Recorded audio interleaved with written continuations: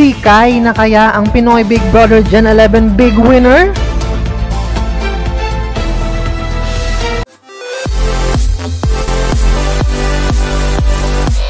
Ngayong gabi nga ay makikilala na nga natin ang tatanghaling Pinoy Big Brother Gen 11 big winner.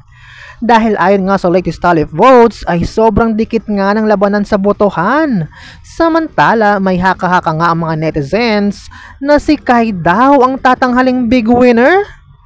Magkatotoo kaya ito o isa kina Colette, Fiang at Rain ang tatanghaling big winner?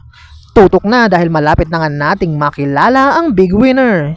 Ikaw, sino ang big winner mo sa Pinoy Big Brother Gen 11?